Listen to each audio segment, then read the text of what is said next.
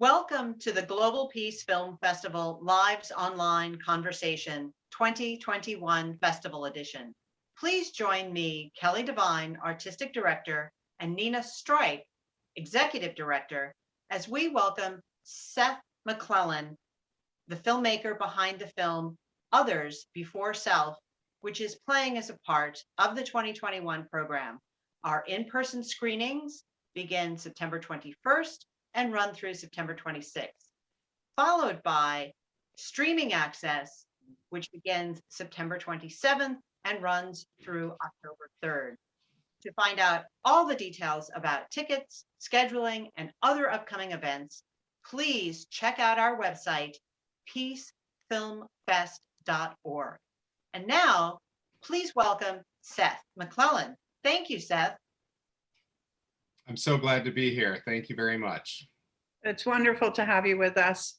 So let's start out by telling us about your film. Well, my movie is an hour-long documentary, and it's an exploration and a portrait of Tibetan children's village in the Indian Himalayas.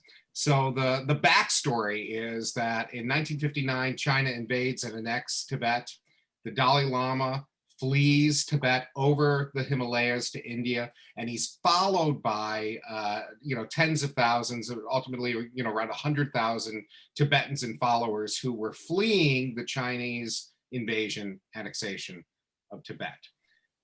China very aggressively over the years tried to stamp out Tibetan Buddhism and Tibetan culture. China was working off of this idea that everybody should be Chinese, right? That you should abandon and particularly, of course, they were very anti-religion in those years, the Chinese Communist Party.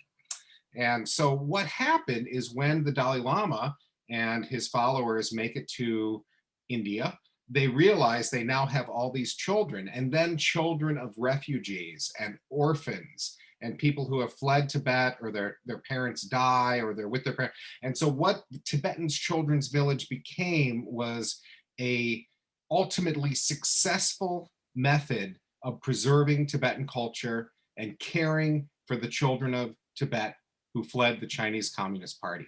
So what my documentary does is, instead of following just kind of one student, or many documentaries right now really just profile one person and kind of try to the journey of the hero and get us really emotionally invested in one person, my film, Others Before Self, as it says in the title, really tries to look at how this community works together and the collective story of the orphans and refugees at Tibetan Children's Village, and how the school and the staff at the school have very intentionally created a place that preserves Tibetan culture, keeps their ancient language alive, keeps their traditions alive, and also creates a sense of group identity and self-identity to create happy, compassionate, and well-adjusted young people who are able to thrive and function and continue on the great wisdom and great power of Tibetan traditions and Tibetan culture. Well, Seth, in thinking about this film, and I really urge anyone listening to be sure and check this film out, how is it that you not only came to know about this story, but how was it that you were able to create this beautiful rapport that I think anyone who watches the film will see that you've established with all of the children and the adults who run the school? Well, thank you for saying that.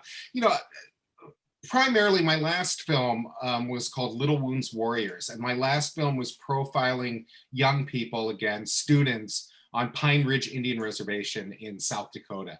And these are students that are Lakota people, they're Lakota, that's the tribe in the Badlands, South Dakota.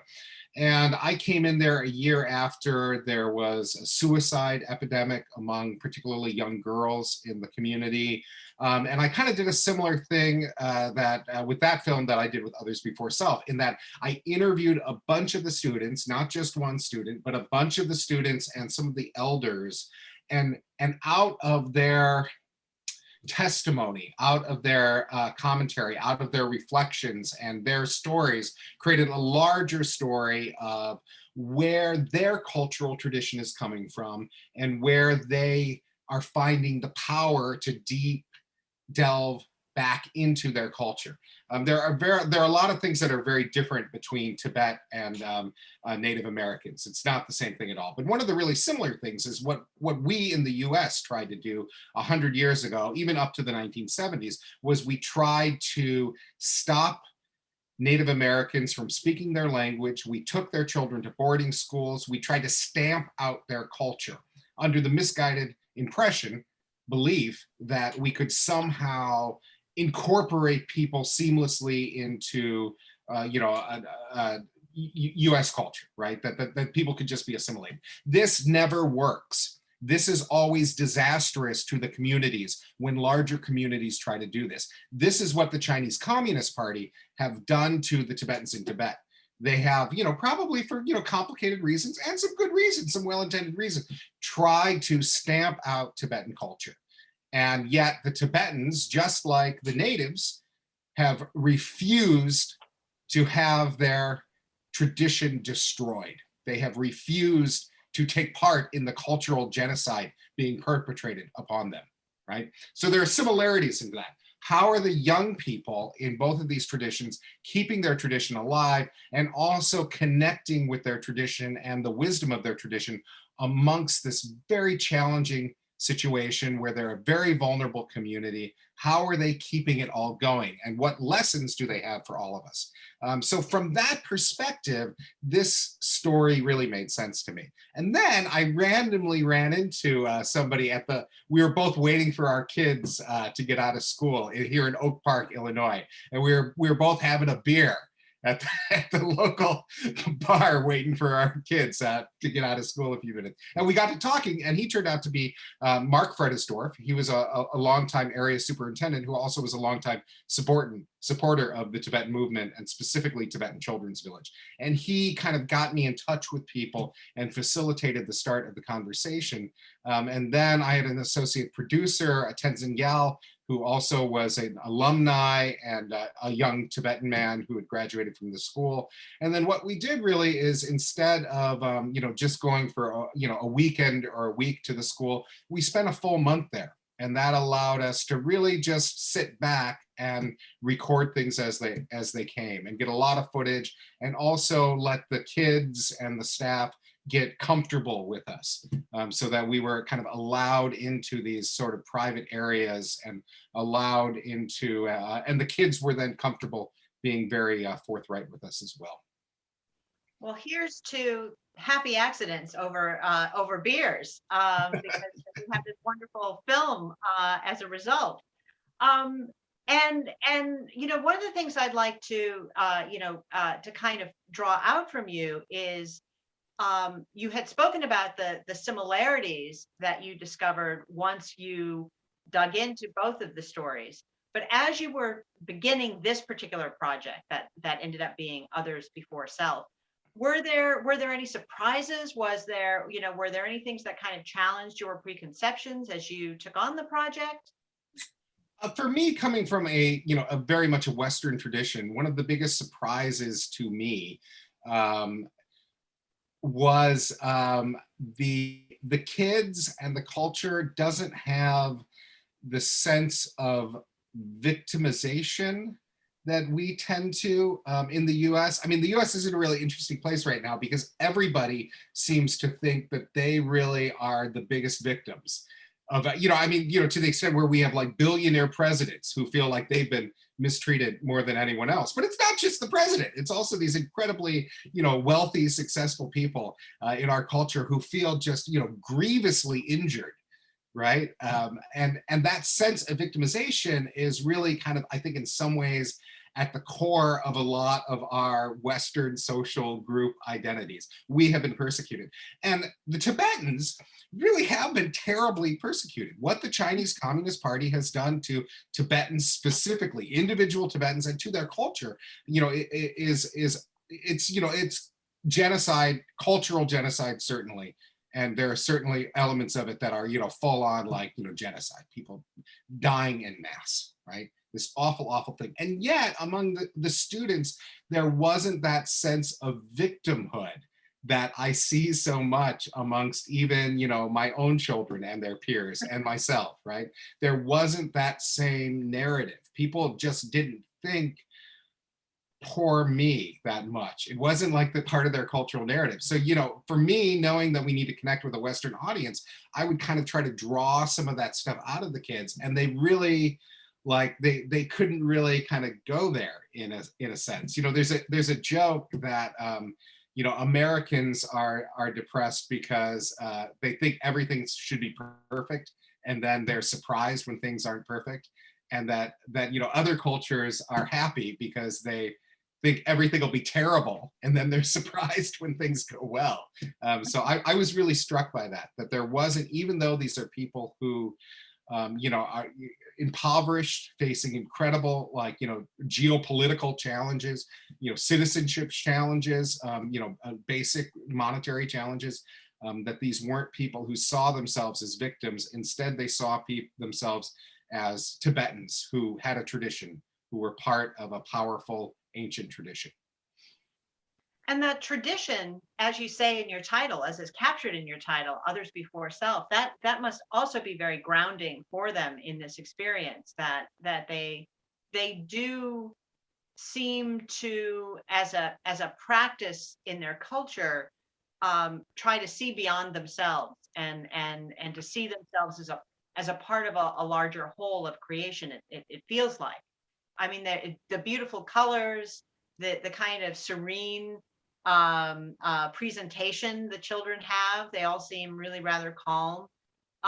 It's a remarkable portrait of this community. Yeah, it's not a perfect place, and it's not that there aren't some downsides to thinking of others before self, and not, in a sense, celebrating and appreciating individual achievement as much. I mean, there's some positive things about that, and the movie intentionally doesn't try to create a completely idyllic picture. One of the things that we tend to do, it's like with natives in this country, the idea of like the noble savage, or for Tibet, it's always been kind of Shangri-La, that these people, that it's a perfect culture and they're perfectly happy. And I think that that's definitely, not true. There are problems. And, in any kind of philosophy or outlook, there are pitfalls, right? There isn't a perfect thing. This is one of, I think, our big problems, as a species, is we look for a story that is perfect, that has perfect answers, and that all we, and you see this in our political discourse. Again and again, people act as if, like, if somebody just did this, everything would be perfect and fine. And really, there are unintended consequences for everything. So I think that, I wouldn't want to say that this is some kind of like, perfect, but I will say that I think that the people are much happier. And I think they're much happier because they're rooted in others before self. And I think that in our culture, and I see in like my children's school, there's an attempt to stop bullying or create kind of a collective sense of, that we're all in this together through like, slogans, or like we have a little like lecture about it, or we talk about it. And that in that community, in Tibetan's Children's Village, the collective others before self is really created in the group activities that the students do. So there's a ton of time in the film that's devoted to documenting and talking about how the kids are cooking together, and they're cleaning together, and they're studying together. And to me, this is such an important part of the story, because that's the stuff that we as Westerners think like, well, we should just hire somebody to do that. And maybe that's why the kids are so unhappy. Maybe that's why so many people in our culture are depressed and somehow disconnected from their communities, is they're not doing shared work together. They're not pitching in together. They don't actually have a meaningful role in their community. And that if we want to create healthy children, I think we have to create healthy communities. And if we want to create healthy communities, that is rooted in shared work, shared tasks. And that's where others before self comes from, is that you're working on things together and you're actively supporting each other in very real physical ways. It's not just a rhetorical trick.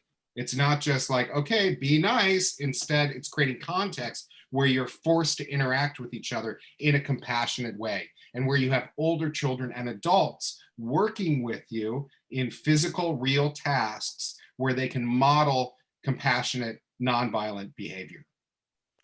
Well, and that really underscores one of the reasons why I was drawn to this film for the Global Peace Film Festival mission, which is to find models. Just to underline that word, is to find models and ideas and different issues, bring them before our audience with the hope that in some way it'll resonate with someone, that our audience members can take something into their own lives, in order to make the world a more just and peaceful place. And so we are always looking for models.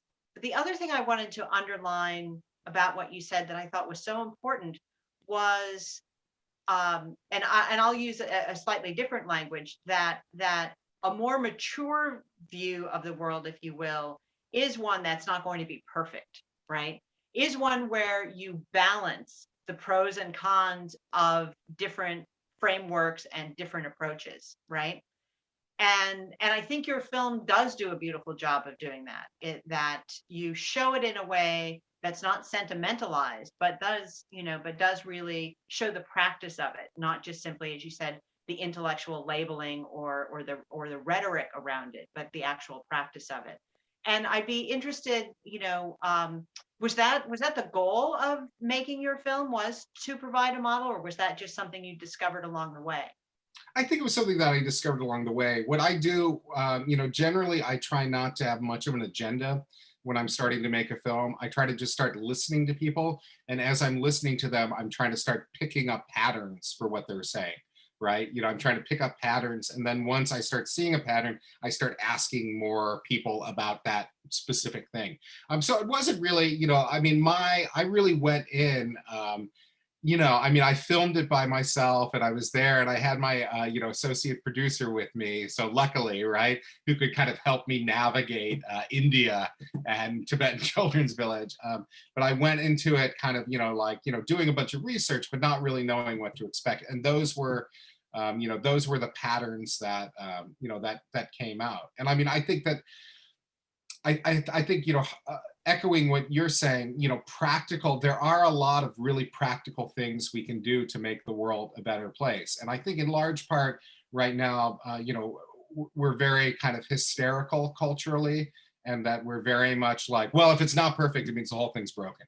And that we do a great disservice to ourselves and our communities when we look at it that way, because there has been tremendous progress, in the last 100 years or so, right? There's been tremendous progress in this world, tremendous progress towards, equality and equity and access to resources. And is the world still a broken place? Yes, absolutely. But there are really concrete things we can do to make it a better place. And that this film and Tibetan Children's Village, I think, has been, a great example of how people have successfully preserved their culture. Like they have pulled it off. They've made a system that isn't perfect, and it's not, flawless, but it's effective and functional, and instills these really profound lessons in their students. And I think that's what we can work forward. And that I think we have to turn away from like the cheap cynicism of, because things are broken, that means it's worthless. You just looking back at that, 100 years ago, there was not even the concept of human rights. That wasn't something people thought about 100 years ago. People didn't have the concept that all people should have rights, right? And in the last 100 years, we've turned that, in many countries, at least, many cultures, into the baseline. Well, of course, all people should have human rights. And to me, the progress of that, and the promise of that, and the hope of that, is staggering and truly awe-inspiring.